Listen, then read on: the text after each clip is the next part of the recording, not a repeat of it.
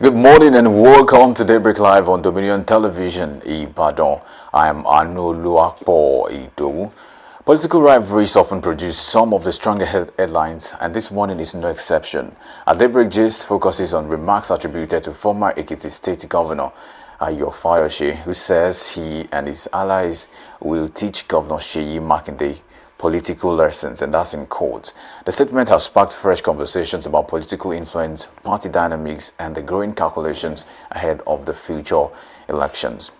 Is this simply political rhetoric, or does this signal deeper tensions and realignment within the political landscape?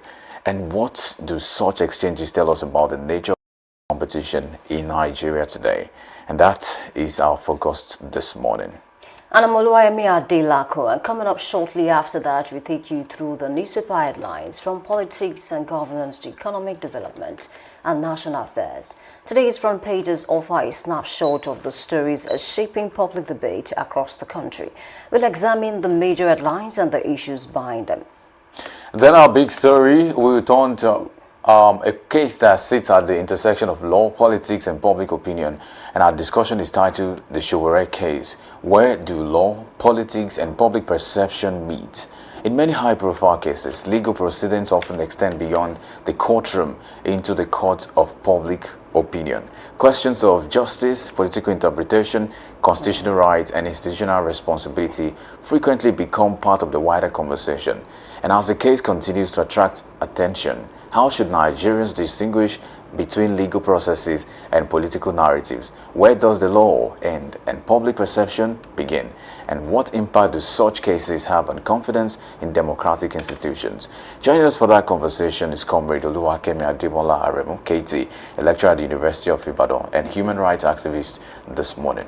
Definitely. And before we conclude, we reflect on some of the stories and conversations continuing to generate reactions across the country. Politics often creates the headlines, but understanding the issues behind the headlines is what really matters. Definitely. And this morning we ask the questions and see the concepts behind the conversation. Welcome to Daybreak Live this morning. Good morning to you. Good morning to you. Very beautiful morning. Exactly. And so what we have for our Daybreak Gist this morning, I mean, it has caused a lot of reactions online, and then even people are talking about it because the former governor of Ekiti State, Ayo Fayose, said, "We are going to teach Makinde a lesson." And then when he said we, people were asking, you and who are the others that you're talking about? Because he also mentioned that all the enemies of Seyi Makinde in your state and in Nigeria as a whole. He even mentioned the name of the current Olubadan, and that was where a lot of persons were asking questions that why would he draw, or why would he mention the name of the monarch? Why is it that he wants to associate him with all that is going on between himself and Governor Makinde? And he also says something. He said Seyi Makinde destroyed the Oyo State PDP and even the Southwest PDP. He also said Seyi Makinde has taken the lands of the gods. And people are asking, when you say he has taken the lands of the gods, are you referring to Oyo State or the entire Southwest? Because this back and forth going on between both of them did not just start today. It was even intense around last year. Talk about the Seyi Makinde collected 50 billion, it was 30 billion, he did this and did that. So people are asking now, for people who used to be cordial, what went wrong? And then even when the interviewer asked your Fayose a question that, okay, boy is contesting for the president, and then Fayose now said that was his own doing. And then even though he has every right to contest as president, but then you do not betray trust. And you wonder, what kind of conversations did they have, before now? What kind of deal did they make before now that is making Ayo Fayose to make that kind of statement that, he should not have, contested or declared his intention to contest for presidency. So in the next few months before elections, we are to look out for what is going to play out between these two people. Maybe the other persons involved, because we really cannot tell who are the enemies of Seyi Makinde in Oyo State or in Southwest or even in Nigeria. But Ayo Fayose is very intentional about that statement, and he said it. Even after saying that, he said, "My name is Ayo Fayose." That's to tell you that he's not going to shy away from whatsoever consequences that will come after that huge statement, basically. Well, I think it's good to maybe start from what he said. If you say, what is the wrongdoing that you said the governor for your state, Seyi Makinde, has committed? He said the fact that he is vying or is contesting for presidency And so that becomes the issue with him. And I'm asking the question, if you have issues with somebody, can it be on a more solid ground? Because basically, an average person has the right to contest for presidency in your country. It does not matter what the person has done, especially if the person has not been culpable or has not had criminal records, or maybe had not come from the jail to come and serve. And you just have like the basics for contesting. So if someone says, I want to contest, I don't think there should be a problem. Because ideally, if you say you have a problem with the person, we need to know what caused the problem. And by taking the lens of the deity or the gods or whatever I called it, well, that's between them. I know they have issues they might not have put out, because obviously there's going to be something, because this is not the first time Fauci will come out to call the governor out. You know, he's done it several times and it's been a thing, but it's okay. They can do all of their politics. But I think I would like to pitch my tent away from where these people are in terms of speaking so much about politics and less about governance. I know there can be an interwovenness in this conversation of politics and governance, but I think I like to project to say, I know politics has been a thing in the country, but we all have seen where it has taken us to. I'm not sure Nigeria is any better for it. We've had politics, we've had people playing antics and rhetoric and all of these things over the years. But where has it brought us? Or nowhere, I can assure you. So what's the point talking about the issue between them, maybe saying that it's going to teach him a political lesson? I mean, when there are other things to teach, can you teach governance too? Because beyond all of your political fight and distance, it doesn't help nobody. Because apparently, if he was speaking the minds of the people, then I would say, okay, maybe it's a valid point. But he was speaking based on Ayo Fayoshi, and he was even calling himself. I have no problem with Ayo Fayoshi. I mean, he's someone that is very respected in society. But I'm only saying that, can we have fights that would help the nation? If you want to fight a political figure, fight the person for the people. Don't fight the person for you. You're fighting somebody because the person is trying to vie for a position. I mean, what's your issue with that? What are the things you think? Okay, so if you say it's vying for and you are not a party to that, then tell us why every other person should not believe what the person is trying to prefer as a solution. Because I often say this, and I keep saying it, that politics is actually a distraction to governance in this country, and especially the way we have played it. If you look over the years, there's been issues like this, people having chorus, you know, there was the issue of Wike and Fubara and all of that, and the people were the ones who suffered eventually. At the end of the day, the people that are supposed to be served are not served, what they are supposed to get they are not getting, and the whole issue boomeranged into something else, and then the president had to come in. I mean, so what's the point in all of this political drama that we have in the country? I'm here to see, and I was listening to a former governor of Lagos State, Fashola, at the platform, and then he says, he asked the question, I think I love the question. He asked that, what is the difference between being Nigeria as a country or Nigeria as a nation? And it brought to light many angles. I was thinking about it, that, so what are we really dealing with? Are we dealing with a nation, or we are dealing with just the country? Because there's a difference, there's a thin line between the two, right? And I see those kind of conversations as something that can move us and progress the country. We've talked about politics, now it's time to talk about governance. Everybody's talking about, I want to vie, I want to become this. It's okay, it's your personal ambition, but what do the Nigerian people that you're about to serve, what do they stand to gain? I know all of these things is enough. We'll still have another person come up tomorrow to say he's calling this person out for this and that. I don't have a problem with that. It's your politics. But can we also talk about governance? Maybe if we have conversations, maybe at your Farashi, tell us what you think this person should have done right, especially in governance, or what you think Nigeria should be doing right to make the people enjoy the dividends of democracy. Maybe we can have those kind of conversations, and not just one person fighting the other, throwing tantrums here and there. I think that would never take Nigeria to where we should go. Exactly. I think you're spot on, and it appears that, you know, we can trace it back to the 2023 general elections. It appears that certain conversations were had between the governor, the president, and then fast forward to last year, a lot of things went wrong, and that's why we are here today. But then this is politics, and politicians, just like we know, they are not permanent enemies. Anything can change, you know, from any moment. And of course, it's a fine place to leave that discussion this morning. We take a short break, and when we come back, we move on to headlines and analysis. We'll be right back.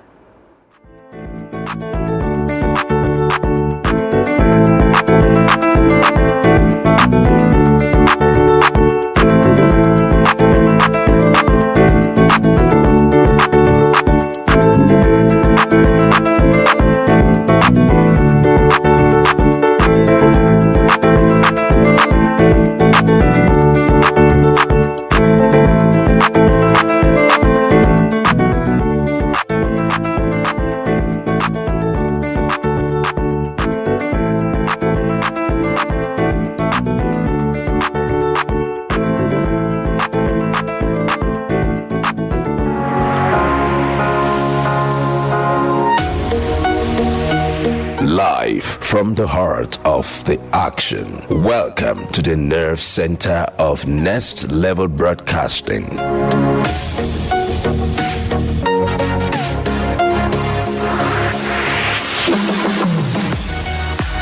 This is the OB van, where the studio meets the street. Equipped with cutting-edge cameras, crystal clear audio, real-time switching, and broadcast control, we don't just capture moments, we deliver the experience live.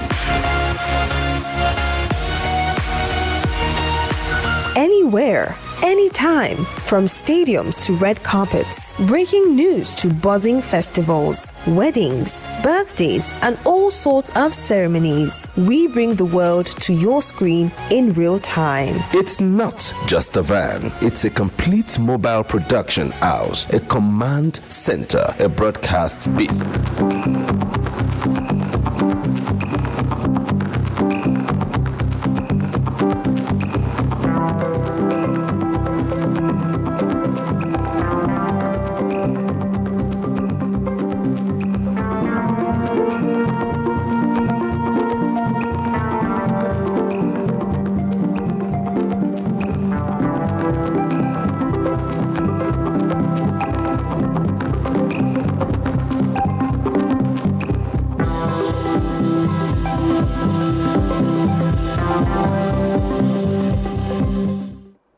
And thank you for staying with us. Let's now walk you through the stories that are making the rounds across the newspapers. And this morning, the Punch newspaper is what I will start with this morning very quickly. State Police is on the front page. It's making the bold capture, or the boldest, if you like, this morning. Governors demand greater powers. That's about the State Police issue that we've been on for a while. NGF reports proposes constitutional role for governors in security operations. That's also another story on that big caption. New framework recommends federal state policing structure and trust funds as well. Federal officers can move to state police without losing benefit. That's also a conversation right there. Page 2 is where to catch up on that story on the Punch newspaper this morning.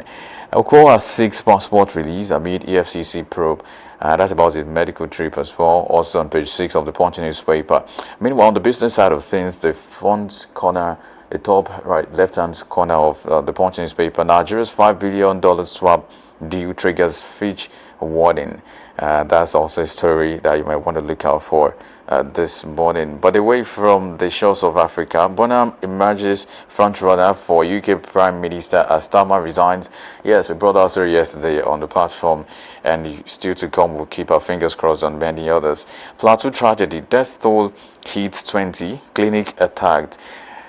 When we thought everything was coming to an end in terms of insecurity in certain places, then another hit so hard, unfortunately. Insecurity now. Igbo defense action as ACF, NAF warn of anarchy. That's also on the Punch newspaper this morning. 3 nabbed after cleric dies in Ondo hotel. That's another story. And Nigeria shelters over 100,000 refugees, asylum seekers. That's coming from the federal government. That's a report you might need to catch up on this morning. For one of time, I'll also switch my focus now to the Guardian newspaper to guide us into some stories that are making the rounds as well this morning. Spike in bus fares, rents force Nigerians to live in cars, offices, and shops. That's what the Guardian newspaper has as the big caption, with a very beautiful picture to explain this story. And maybe just a bit of Lagos apartment is ranging from 2.5 million naira, and that's something to really talk about. Petrol is 1,230 naira, and that's a concern as well. As all of this together is on page 6 of the Guardian newspaper. Spike in bus fares, rent force Nigerians to live in cars, offices, and shops. I don't know where you're living. If you're still in your house, perhaps you should give thanks to God. Meanwhile, Commissioner allays fears as IED explosion injures one in Lagos. Anyway, we'll get into that story and keep our fingers crossed to see what develops from that. Fresh outbreak claims doctor in Benue as fatality rate hits 25%. That's on Lassa fever. The NCDC brought out a report yesterday giving out the number of people who have lost their lives in the country and the state affected. So I guess it's a good time to be more careful, especially with the regions that have borders coming from maybe the other countries in Africa, DR Congo particularly, and every other country. Yes, don't seek re-election. Orisha tells Tinubu, well, I guess this is too late for President Tinubu because it's already on the track. But anyway, it's just an advice. Presidency rep dismissed calls for Tinubu's resignation over economy and insecurity. Also a story you might want to catch up on. Page 6 of the Guardian newspaper is where to catch up with this story. And you see some other information. Federal government tax manufacturers on cement price cuts and affordability. Meanwhile, federal government to audit LPG markets as import hits 26,700 MT amid export by Chevron. That's also something you might want to look out. Court remands Showore in prison over bail breach, dismisses recusal application. Yes, that was the issue yesterday. We saw DSS officers who were accompanying him. I'm not sure that was an accompaniment. That was more like whatever it was. But if you have seen the video, you see Showore being taken away from the courtroom with, heavily guarded security men, and they were not smiling. Their faces were red, and there were a lot of questions about. This guy he's not a bandit in that sense. So why would you force? It was such a thing yesterday. But anyway, we'll still keep tabs on that and many other stories and see what becomes of that latest news. Now, witness says El Rufai wiretapped NSA's phone, and that's the Jajin Jew. According to the story, he was part of the witness. He said he was also at the station that El Rufai said what he said. Just a few minutes before his time on set, he witnessed that El Rufai said what he said. But yes, the case had been adjourned to I think today, and we'll also keep tabs on that as well to see what becomes of that story and many other stories as we have them. Now, Nigerian Tribune this week is where I would like to take a few other stories. Presidency says to Obi, your call for Tinubu's resignation is childish. Do you believe that? I don't know. But anyway, presidency is saying to Obi, if you have to keep saying what you're saying, then we guess your call for his resignation is childish, and that's what they're saying. Meanwhile, the top corner of the Nigerian Tribune newspaper says, outrage in Osun as gunmen shoot 14-year-old dead. I hate to read sad stories, but of course we have to take the stories. Deceased family, resident demand police probe. A court boycotts meeting with CP, calls for arrest of members, killers. Orire abduction is also on the spotlight, and this time around, protesters in Ibadan again demand release of teachers and pupils.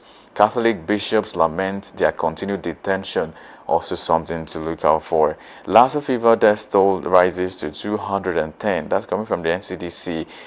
Wow, even as a medical doctor lost his life in that pursuit as well. Nigeria currently hosts over 100,000 refugees, asylum seekers, according to the federal government. We keep tabs on many other stories as it breaks much further.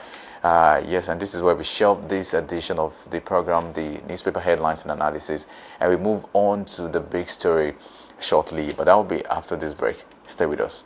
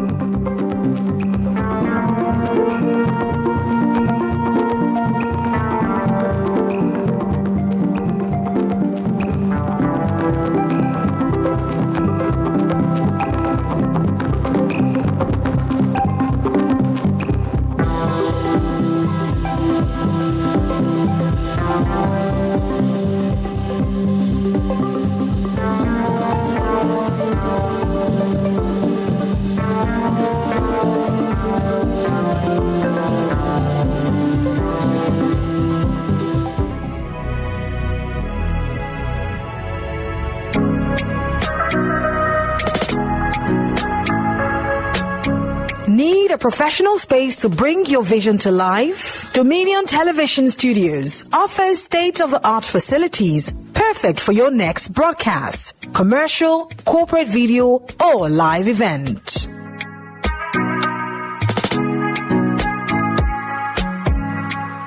With flexible rental options, cutting-edge equipment, and a supportive team, we provide the perfect environment for high-quality productions. Unleash your creativity. For bookings, email us at marketing@dominion.org.ng. Call us on 0705 506 1061 or 0916 101 1061. Check us out on Instagram, Facebook, LinkedIn, and TikTok at Dominion Broadcast and on X at Dominioncast. Book your space today. Dominion Television, your channel of choice.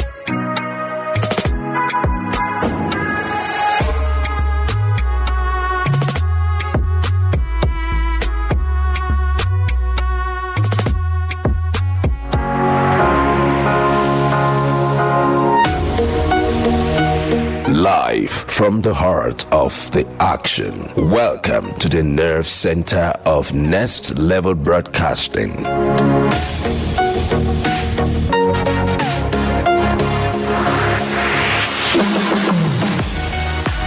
This is the OB van, where the studio meets the street. Equipped with cutting-edge cameras, crystal clear audio, real-time switching, and broadcast control, we don't just capture moments, we deliver the experience live.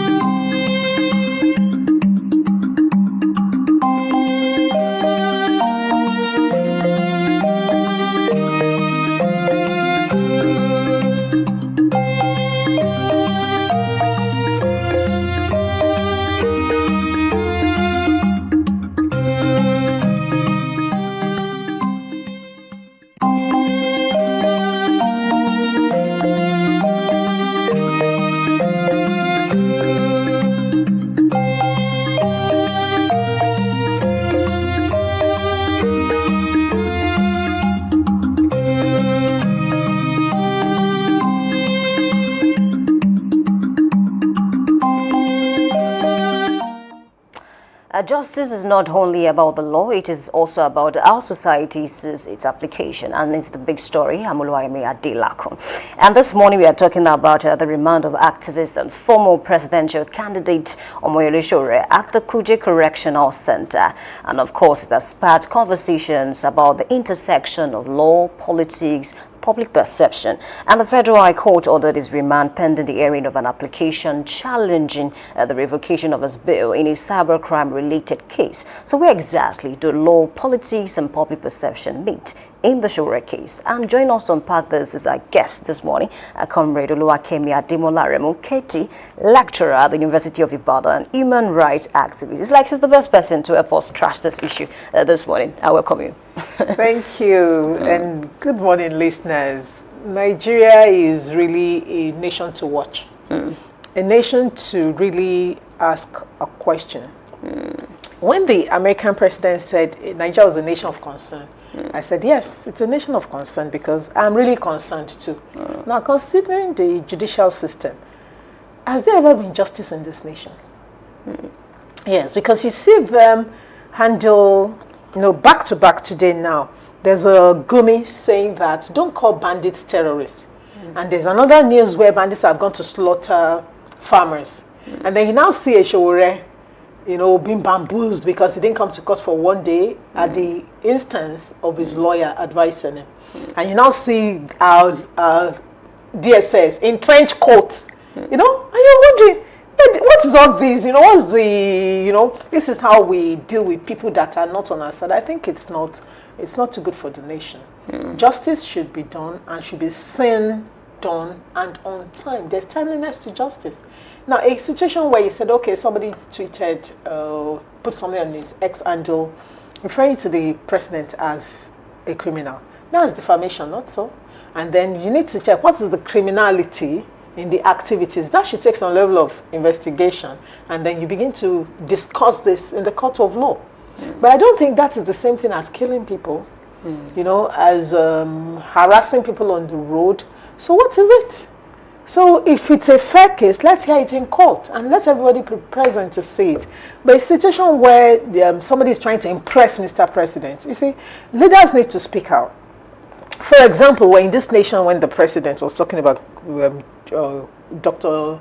Goodluck Jonathan, the former president, and he took it as a civilian government and president. Now, the same is happening, and we cannot speak. Freedom of speech. Defamation of character is different from freedom of speech. If he had defamed you or he had described an activity as criminal, that's a different ballgame entirely. Let's hear the story.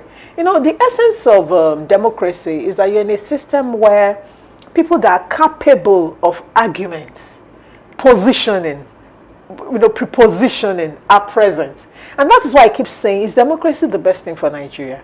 Because the average Nigerian that is being addressed is not capable of, arguments and critical reasoning. That's because the elements that make for critical reasoning, proper education, proper safe governance system and structures are not in place. Okay, so this is the argument of some persons. Now, maybe the loyalists of the president or those in power, that Sowore calling the president a criminal does not portray Nigeria well. And of course, it will affect how people from other country, will look at the president. The United States of America said our president is an asset. Okay, and all manner of talks go on when you're the president. Okay, so if it's about portraying Nigeria as a great nation, I don't think Badenoch said much about Nigeria that was good. Okay, and ask Nigerians abroad, they'd rather die in South Africa than come back home. I think we should deal with what the problem is. The problem is this: we are operating a structure that is foundationally default. So we need a good structure. You cannot build something on nothing. So the foundational issues, our constitution, need to be looked at. So what people call their presidents, I think people have sung about presidents in the past and they didn't go to court. But whoever is saying it is also important. So yes, we need to speak well of good leaders. But good leader is a perception. Okay? And whatever your perception, that is why there's freedom of speech. And sometimes these things that are spoken should gear leaders to doing what is right. So if somebody, when you say you have a criminal activity, what does that mean? Even now, some people are still talking about certification. People are looking into some history of drugs, those kind of things. Yes, things can happen in people's past. Reno Omokri, one time, I think she will even reference it in court, that Reno Omokri once called the president a drug baron, and nothing really was done about that. You should not even say that now. Really, just say, if a man is in a position of honor, honor must be given to him. And we should control what we say about people. But this case is in court. That is it. Now, you're going to bring him back again tomorrow. You're giving him a field play. I'm saying this, that many Nigerians, that was why I talked about the essence of democracy. In a nation where people are capable of handling information, that is when democracy works. You've heard all the things they say about President Trump. Okay? Has he dragged anybody? No. The essence is that in a nation where there's proper articulation of information history, which we've lost. And that's what I'm saying. You cannot be operating a patriarchy where God the top is top of everything, that kind of thing. And then you have the grandfather gerontal ideology that so long as father say Babanane, that kind of idea that is our father, so we can't say anything. No, not in a democracy. In a democracy, everybody gets their turn to speak. And whatever they say, they're responsible for. So sometimes when you say something, you could be taken to court, but then let's hear it out. And now, those accusations, if they are unjustified, let there be a defense, okay, to clean up the character. So I'm thinking that we're using a sledgehammer for a fly, Really, the DSS, please, go chase the person I mentioned earlier. What I mean is, investigate the right people. You cannot have someone that says, don't call bandits, terrorists, walking free, and you're not using the force, of the law to chase him up and down. You're chasing a Sowore. Okay? And the other part of it is this. Anytime people attack, I'm thinking of a fella, Nicola Bokuti, and the government and the unknown soldier. I'm thinking of a Ganifa Wayimi in custody. I'm thinking of a presidential winner that was also reprimanded. I'm thinking of the footprint of injustice in Nigeria. So let people now use this occasion to educate themselves. Go read up everything Showore has been saying. I think that is another way of getting publicity. Okay, you need to find out, why are they against this particular person? What is the big deal about what he's saying? And that should draw your attention, and you should pay attention to it, you know. But I also think that they should please release him. Anyway, tomorrow they are bringing him back to court. Exactly. Let's take a look at the video now, because I mean, Amnesty International condemned how it was treated in court and the manner it was whisked away. So let's take a look at the video. I would love you to respond to it shortly.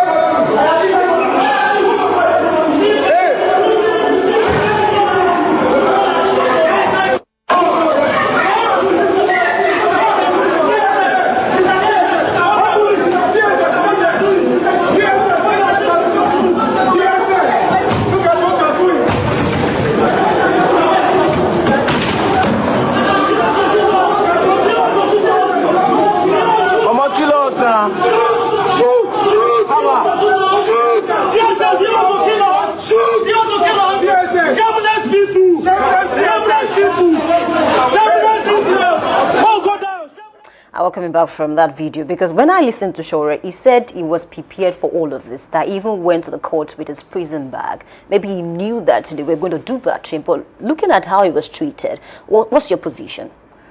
Number one, when he said he was prepared, it's because there was a time in Nigeria, as comrades, we carry our bags along. Because almost as if, as soon as you speak, somebody is waiting by the door to pick you up. So anybody with that training, always with a bag, you know, so that you can brush your teeth and take your bath. So it didn't just start today. I mean, it's been on, you know, under Babangida, we're called radicals and hunted down. We could never even hold any meeting in peace. So that one is the history. That was why I mentioned Efela Nicola Bukuti, and how his mother, that was a treasure, a global treasure, was murdered, thrown down by an unknown soldier, you know. So really, waiting on some government is an unknown soldier, you know. So it's not new that in this nation we murder prophets. We treat people like criminals who are not criminals. So, and we chase the fly instead of really dealing with the real issues of insecurity. So if somebody passed a comment, you know, when we use words, you can use words to describe activities. That was what I said. So there's a criminal activity going on. It does not mean that this is a criminal, okay? So the word have to be within the context within which that word is spoken. It should be really looked at. And as for Amnesty International saying that's not the right way to treat a man, no, it's not the right way to treat anybody. But since when did Nigeria start treating anybody right? That is why we keep asking for restructuring of this nation. There's one fundamental question everybody must answer back home. That look, what Nigeria do we desire? You know, is this how to spend your lifetime on planet Earth?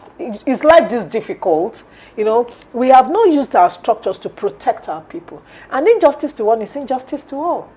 So many people have suffered such, you know, without being made public because they don't have the Sahara reporters. And so when he said yes, he knew they would do anything. Of course, anytime he steps out, he knows something is possible. But there had been a procedure, and every judge should please be careful. We don't want a situation where a judge goes to prison begging a fellow to happen again. You don't need that. Let's have justice in our nation. And the judicial aspect of running a nation is very, very important. And we have to understand that a dissenting voice is a voice of change. Yeah, if we all agree to the same, there will be no improvement on planet Earth. The reason you're having things changing is because people keep challenging and innovating new ways of doing things better, because nothing is 100% as it is today. So concerning the character of the president, look, he's our president. He's there for us. So he should not be listening to certain voices now. It's not needed. It's not necessary, okay? The essence of an adult from his place where he came from, the Yoruba land. He's like, that means as an adult, you have control. You know, you would allow certain things because the president certainly, by sitting at that presidential seat, sees more than anybody else in Nigeria right now. And I keep telling people, if you sit behind that desk, you don't know what comes to that table. But to be treating people this way is not right. Okay, so do you think Showore is asking for too much? And this is why. Because the current justice on this particular case, Mohammed Umar, Showore is calling for him to step down from the case. Because according he's biased. Okay, do you think he's asking for too much? No, I don't think so. It's possible that you have a case and the person sitting there is biased against you. You can even say, I can't get justice in this court. Please remind me somewhere, including supervision of projects. That was ruled out. And at the same time, Showore did not appear in court. And that was why his bail was revoked and they issued an arrest warrant. No, at the instance of his lawyer who discussed the same with the bench.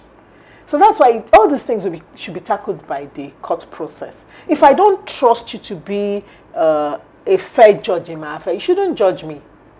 Okay, that's the truth. Including supervision. Some students don't even know that if a lecturer is biased against you, you can say, I don't want this supervisor. Will that not cause more trouble for the student? No, justice has a price. Okay. Justice has a price. And it is this avoidance that is strengthening people that are against the normal population. I don't want to say bad people. Okay. What I'm trying to say is this. Justice has a cost. And there's a price to pay. The price of justice is standing up and speaking your mind. Now, some people will slap you in the process. Some could lock you up in the process. Some could gag you. But you could speak with your eyes too. The prisons, I remember Frederick Douglass stories told us that he was a prisoner, but his eyes spoke so much, people were always hitting him. That this one is not a slave. They knew there were two kinds of slaves. Though their mouths were all padlocked. So that means they couldn't use voice to communicate. But when they looked into their eyes, they knew this one was non-meaning. Okay? So it's always been the manner of oppression to be that you would try to force people. If you don't use religion on them, you use ideology on them, you use policies to drag your enemies down. But Nigeria, is that the right way to go? No. We are too few that are active in this nation to have that kind of behavior. There's nothing that activists have asked for that has not happened eventually.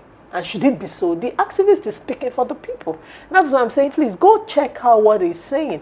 And we should change the educational process. Where people think if a child says, I don't like this, the child has crossed a boundary. Is that working out for parents? You need to listen to people, and there's nothing biting. Just you're listening to their argument, you profile a stronger argument, you reason it out. It's called brainstorming in business. It makes a business grow. So why is it not building healthy structures, peaceful community? They're saying, look, what you're doing is not good. In your history, there was this and this. And you can say, oh yes, in my history, but I've changed. And then show your change by your activity. It's not the same thing as pardoning criminals and saying, okay, someone that's committed crime against the state, taking up arms against the state is pardoned. How? Okay? And then some activities that happened really, releasing criminals and all that, are they the best of actions? Okay, do you think Showore is confrontational? This is the reason I'm asking. We are going to take a look at another video. Showore said other things in that video, and Nigerians are saying it's like this guy is doing this on purpose, just trying to rile up the government, rile up the president. And that's why I want to ask you that question. Do you think he's being confrontational, or he's just speaking out for the people? Because people who do not agree with him are saying there's a thin line between freedom of expression, trying to speak for the people, and trying to be confrontational, deliberately. He's speaking his mind. Nobody sent him. The representatives of the people speak for the people. But anybody that has some information can speak his or her own mind. And that's why I said there are consequences for speaking out. But there's this thing about it. Not everybody will keep quiet. Not everybody will be afraid. And when they speak, it is the public that should go and listen to what is spoken. That's why Sarah is saying, please release this guy now. Okay? Amnesty International said this is not the way to do this. This is wrong. People have to speak. Why wouldn't we speak? Are we slaves? People should speak. And confrontation is the way that leads to litigation. So if you don't confront a problem, you can never win it. So nobody should think the outspoken person is trying to annoy people, is trying to irritate them. Why are you irritated if the accusation is not true? Okay, Yes. let's take a look at the video, and of course I would love you to react, to that video, basically.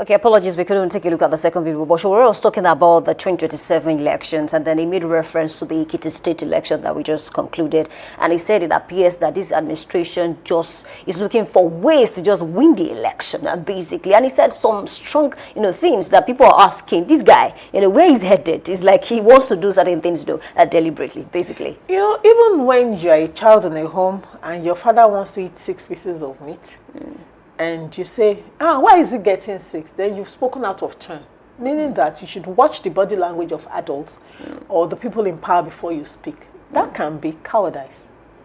Yes, because you're avoiding trouble. But is it that the situation does not call for that expression? In a democracy, you listen to people. People have also said he's looking for cheap sympathy. Anybody is free to opine. And you own your opinion. We said that earlier. You're free to speak, but don't think they're agitating to agitate you. Okay. Yes, it's you listening and choosing the action you would take after that. But that people should not speak is undemocratic. It's not even human. Human beings speak, and people that are comfortable, they keep quiet. Some people find it very comfortable to speak. You'll be surprised that it's not in every place that you'll ever be speaking. But as a political leader and the leader of a movement of young people, he must speak. He must speak. And he's saying, look, what I'm saying is under President Obasanjo, he said it was a do or die affair. Did he not say that? He said it. And so everybody's like, why should it be do or die affair? Okay? So now if somebody now refers to it in the future, now, this man said do or die affair. They're not say, you're cutting him out of context. But he said so because he's a soldier. He knows that when you go to war, you should go single-mindedly. You should be focused on winning at all costs. So he would use such language. All of us express our minds based on the kind of people that we are.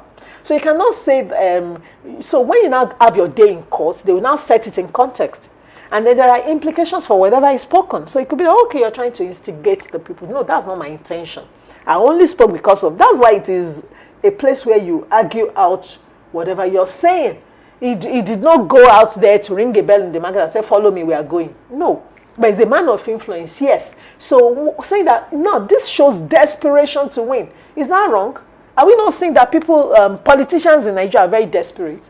In fact, it was so bad in 2025, they didn't remember there was going to be 2026. It was that bad. And also, they are relying on propaganda to control the people instead of showing the actions. Right now, we're asking for community policing. What are the governors saying? They had been silent, and it became too obvious. The presidency displayed what they were earning, that they could handle community policing within their system. Now the police is speaking as of today. That look at it, it influences our structure. Did we say drop the federal police? No. Still keep your federal police. They Both are not can work anyway. together. Yeah, it's a state police. Amotekun has nothing directly except when there's collaboration to do with the structure of the Nigerian police force. So why are they saying it will not touch our money? What do you mean? The state has been providing vehicles for them. Okay, now the federal government have less people to cater for. Maybe they'll take care of them better. Why do they want to be controlling the state again? Do you see what I'm saying? We're saying there's ineffective policing of the Nigerian state, and we're saying change this structure in such a way that the federal police remain like federal. They are super intelligent, but they'll be involved in training. When they're involved in training, they'll pay them, not so. But we're saying we need more people in the force. And the manner of recruitment is not 10,000. We want people recruited at every level. That is what we're saying. So anything you say in Nigeria becomes a crime. Why? Why? I think in 1 minute now, we need to go. Do you think we need to review the Constitution, especially the parts that concerns freedom of expression and then things like that? We've talked about this Constitution. The Constitution is the Constitution of oppression. However, the essence of the university, it's a place where arguments take place and they should attend the conferences. Okay, we need to take a look at the video very shortly just before we go. I think we have it available right now. Terrorists, this will make it look like they're radicalized. Very sad. Like I usually advise people, please don't feel bad for me. Don't do anything that will make me feel like they're sympathizing with me. I need you to join in this struggle. Struggle is here to unaware and not be caught not participating in it. It has already started. It has already started. It's just that it's not going to write you guys a letter. It has started. You're not going to get a memo. But if you look very well, you know that something is happening around. So, like they say here, nobody.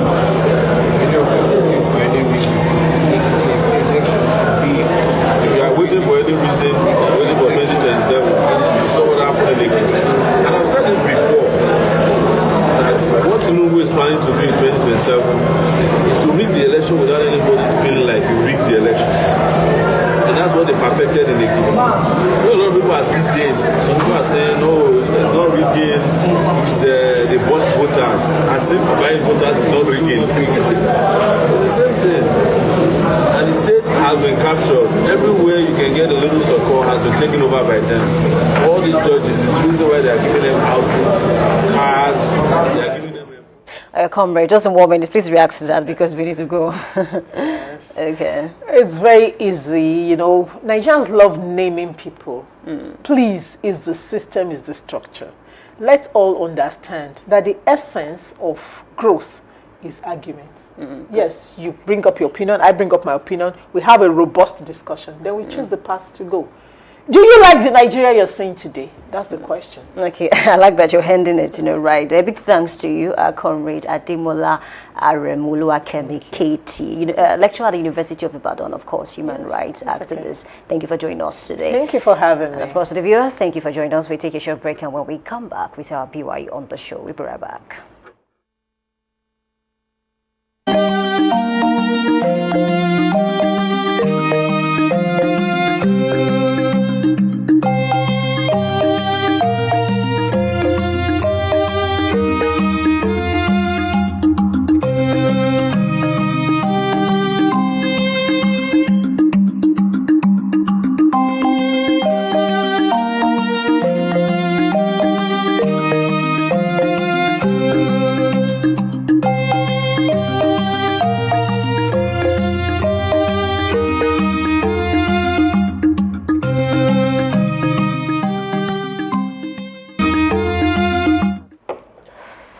Thank you for staying with us. We'll now switch over to some other conversations. And of course, we thank you for being a part of the show this morning. Of course, we need to sign out. My name is Ulayemi Adela. Bye for now.